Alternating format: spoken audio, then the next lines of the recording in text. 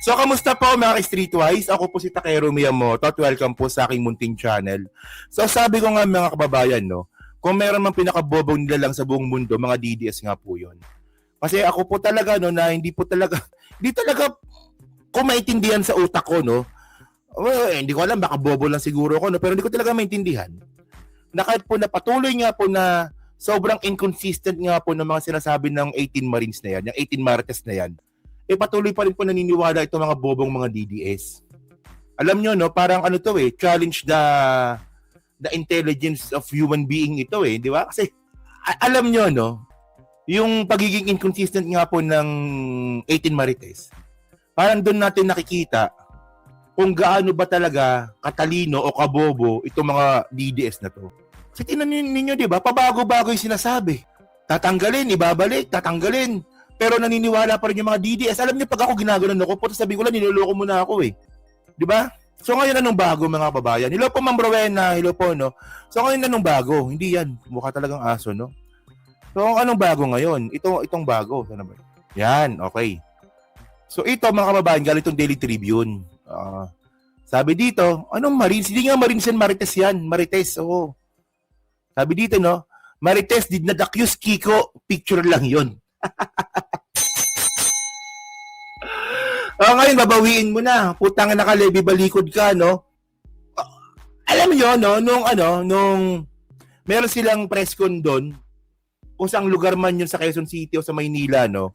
Ang yayabang ng 18 Marites yan. Nangyari yan ng ganito, nangyari yan ganito. Kasabot yan. Si Kiko at si Sharon, nandun yan. Sa lugar ni pangalan nito? Ni Saldico. Ang yayabang nila noon.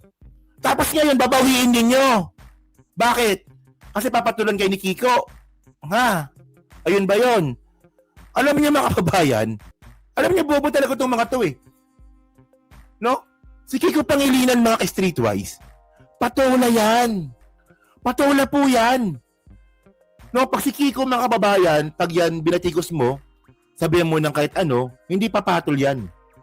Pero pag dinamay mo na yung asawa niya, at dinamay mo na yung anak niya, papatulan kayo niyan. Problema nila, dinamay nila si Sharon. At si Sharon naghimutok, Kiko, doon picture natin, wawa ako. Di nagalit si Kiko. Ngayon, damage control sila. Teka lang, hindi kasama si Kiko. Huwag kayong excited, hindi kasama si Kiko. Samantalang dati, yan. Nangyari yan ano ba sabi niya? Yan. Si Kiko Pangilinan niya tsaka si Sharon, nangyari yan. No, kasama niya yung mga trabahador ni Saldico. Yan. Ganon. Di ba? Actually, may video dito Pakita yung video.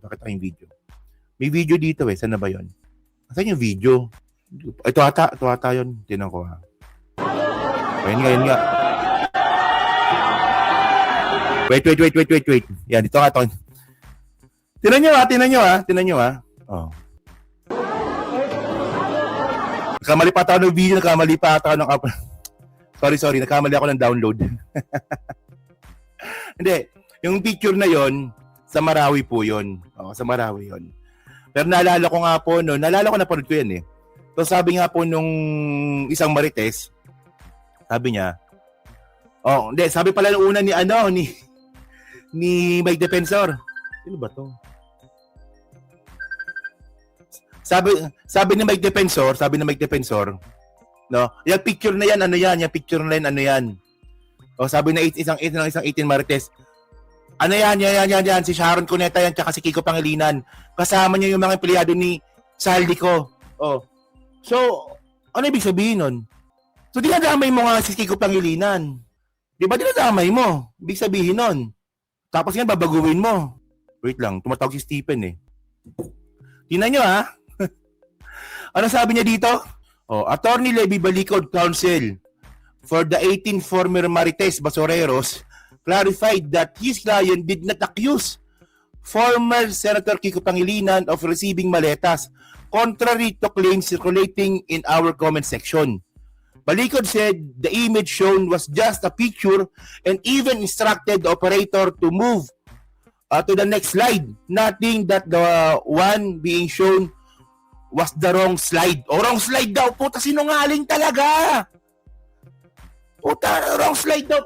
Hanapin ko yung video ha. Importante yung video para makompleto yung ano eh. Makompleto yung content natin eh. Wait lang ha. Gusto ko mapakita sa inyo yung ano sinabi nung 18 Marites eh. So sabi po ni Levy Balikod, wrong slide lang daw po 'yon. Sabi niya. Actually may video pa yan dito. Pakita ko muna yung video niya ha. May video siya dito eh. Ito ata yun. Ito ba yun? Hindi. Ito ata yun eh. Ito ata yun. Sige. Ito yun. Si Senator Kiko Pangilinan, ako galit na galit si Mrs. sa inyo. Actually, natawa ako doon, Atty. Trixie, no? Kasi that shows his tendency to prejudge. Okay, It was indolence, actually. You know, present yung picture niya doon. Walang sinabi ang mga kwan. You review the video coverage. Walang sinabi yung mga sundalo eh. Kaya sabi ko doon sa nag-ooperate ng Okay. First point mga kababayan, na mali dito. Ang sabi ni Levy Balikod, wala daw sinabi ang mga sundalo. Sabi niya na, wala daw sinabi ang mga sundalo. Okay. Nag-ooperate nag-ooperate ng mga presentation ng slides. Anong PowerPoint? Move forward. Kako, hindi yan. Kasi, So, ibig sabihin, it was just a picture of it's just a picture and, with the employees of PCB's Bay, tama ba? Oo, kasi ginamit nila yung eroplano. Pero may ibang pictures yan. So, it was the plane that the picture was for? O basta nadamay lang yun doon? It's a number of pictures depicting the use of helicopters and air assets na ni Saldico Yes. by the couple. Hindi lang naman minsan during the campaign. No? So, Pero pumiram nakikita sila. mo pa na 2025 Kiko Pangilinan na suot ni Miss Sharon.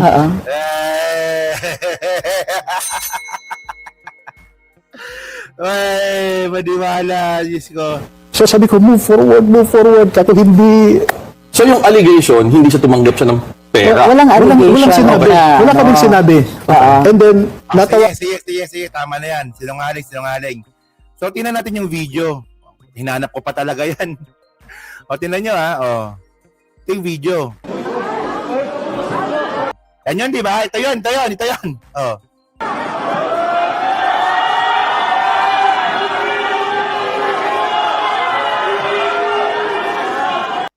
Andun siya, di ba? Andun sila Balikod eh. Teka lang, hindi ko makita. Wait lang. Sila Balikod ba yon? So, ang alam ko nakaputi, alam ko yung nakaitim, yung nakaitim dyan si Mike Defensor. Sila Balikod yung nakaputi, di ba? Tama ba? Oh. May nakita ba kayo sila sabi ni Levy Balikod, forward mo. Wala naman ah. May nakalagay ba? Wala naman eh. Oh.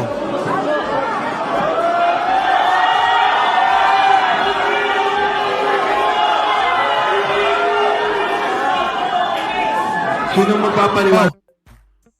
Meron ba nag-forward mo? Meron ba nagsenyales sa forward mo? Mali, wala. Oh. Dito.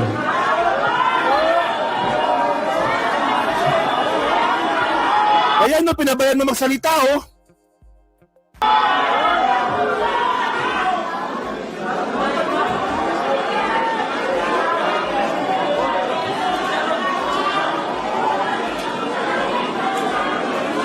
Baka ito sinasabi niya, ito pala. Oh, yung sinasabi ni Levy Balikod na siya yung nakaputi, di ba? Ito yung yung senyales si Levy Balikod. Oh. Yun na ba yun? Yun ba yung forward? Yun ba yung forward mo?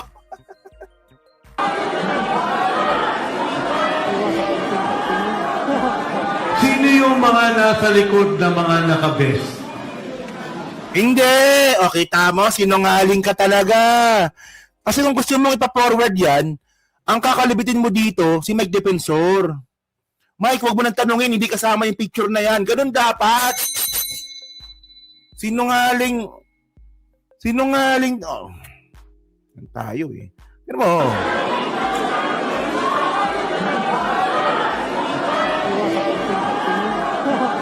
Sino yung mga nasa likod na mga nakabes? Sige, go, sir. Yan po sir yung mga empleyado sir ng Matsi sir. Nang? Ay. Oy, baluktot. Levi baluktot. Ito ba yung walang sinabi? Ito ba yung walang sinabi? Ayan, gago yan, no? Yan, no? Yung gago na yan, no? Kasama ng 18 Marites na yan, no? Anong sinasabi mong walang sinabi? May sinabi, ah. Anong sinabi? Yung kasama daw po ni Sharon Cuneta at saka ni Kiko Pangilinan, yun daw po ay mga empleyado ni Saldico sa kanyang kumpanya, actually. Pero saan ba yung kumpanya ni Saldico? Di ba sa Bicol? Gusto ko sa Bicol. Oo. Sino yung mga nasa likod na mga nakabes? Sige, go, sir. Yan po sir yung mga empleyado sir ng Matsi sir. Nang? Matsi, na pagkamayari ni Boss Saldico. At pakiulit, Mark.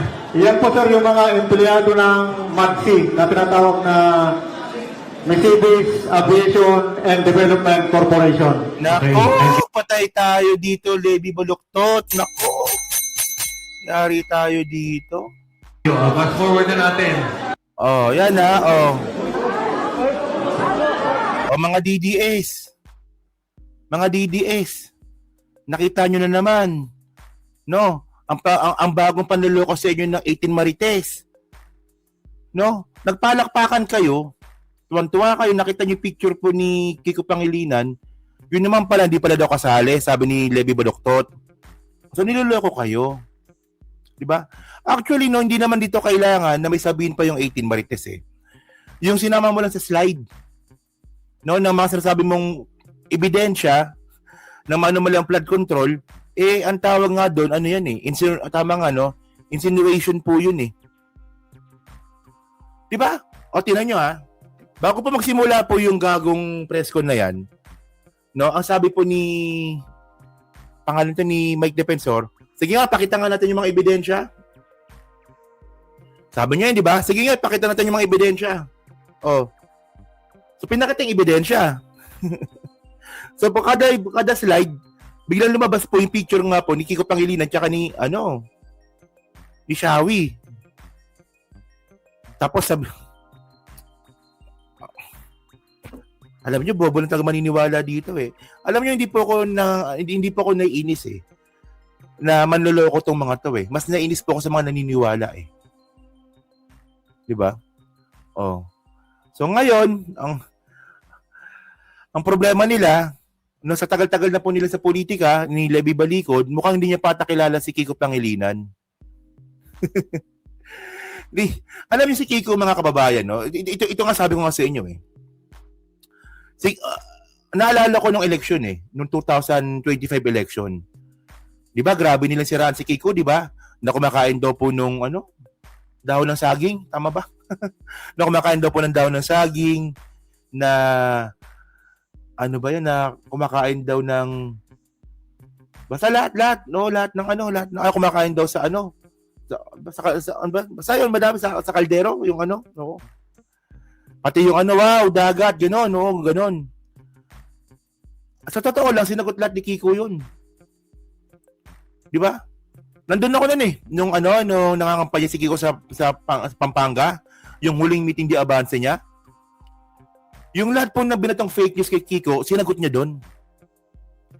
Sabi ko nga, nung nandun ako, nung pinapanood ko nga doon sa backstage, sabi ko, kailangan pa talagang sagutin ni Kiko yan? Parang hindi naman. Parang hindi naman kailangan sagutin ni Kiko yan. Pero sinagot niya. O, di ba? So, ganyan yan si Kiko. Talagang may paninindigan yan. Oh. So, pag yan, binatikos mo si Kiko, sasagot yan. Pero pag dinamay mo yung pamilya niya, puta, gagawa ng paraan yan. Gagawa ng yan. Babalikan kayo niyan. Oo, babalikan kayo niyan. O ngayon, natakot sila ngayon. Ay, puta, kasama. Ay, takot. O, bawiin natin. O nagalit si Kiko, nagalit si Xiaowei, bawiin natin. Oh, damage control. Oh. Takero, merong na may tangang hindi, tanong mo lang sa kanya, no? Oh, ito bagong katangahan ng mga DDS ninyo, no? Pabago-bago, 18 months pabago-bago. Sige nga. Ano nyo explain yan? Parang dagdag bawas eh. Parang election lang parang dagdag bawas lang ng election Ay nako, yung ko ba, no? Yan.